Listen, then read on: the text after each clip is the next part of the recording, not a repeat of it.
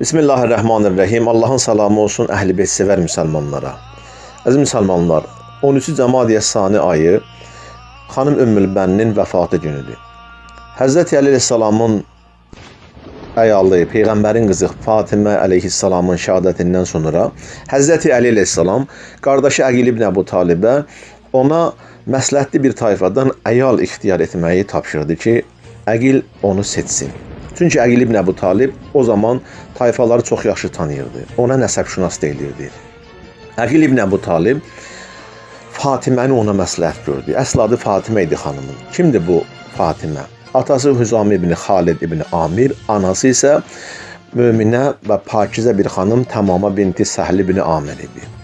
Həzrət Əli əleyhissalatu vəssalama o əqd olundu və xanım Fatimə 4 övlad dünyaya gətirdi. O övladların adları Abbas, Qasim, Cəfər və Osman idi. Onların 4-ü də Kərbəlada şəhid oldu. Amma xanım Ümmülbənin özü Kərbəla vaqəsində iştirak etməmişdi.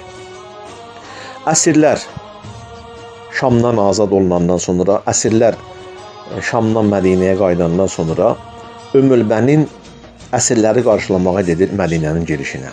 Və xanım Zeynəb Salamullah əleyhanı görür və onları Şamdan gətirən Nöman ibn Bəşiri görür. Üzünü onlara tutub buyurur ki, hanı Hüseyin? Hüseyin niyə aranızda yoxdur? Axı gedəndə o sizlə birlikdə idi. Xanım Zeynəb Salamullah əleyha dedi, Ümmülbənin, sən oğlanlarını soruş, Əbbası soruş, Qasimi soruş, Cəfəri soruş, Osmanı soruş. Niyə məhz Hüseyni soruşursan? Ümmülbənin yenə soruşdu, hanı Hüseyin? Mənə Hüseynindən bir xəbər varmı? Xanım Zeynəb 3 dəfə bunu təkrar edəndən sonra Ümmülbənin gözəl bir cavab verdi ki, o cavab qəlbləri yandırır.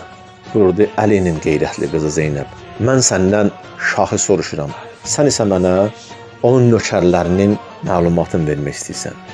Bəli, belə bir xanım, xanım Fatimə Zəhra Salamullah əleyhadan sonra o evə layiqli bir xanım idi.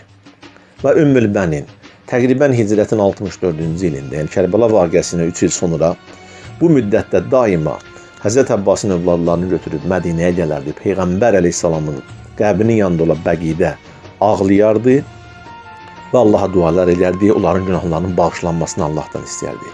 Və hicrətin 64-cü ildə dünyasına vida elədi və qəbri də hal-haliyyədə Mədinənin Bəqi qəbristanlığındadır. Allah subhanahu və teala bizləri Peyğəmbər və əhl-i beytin şəfaətindən ayrı salmasın. Esselamu aleykum və rəhmətullahi və bərəkatuhu.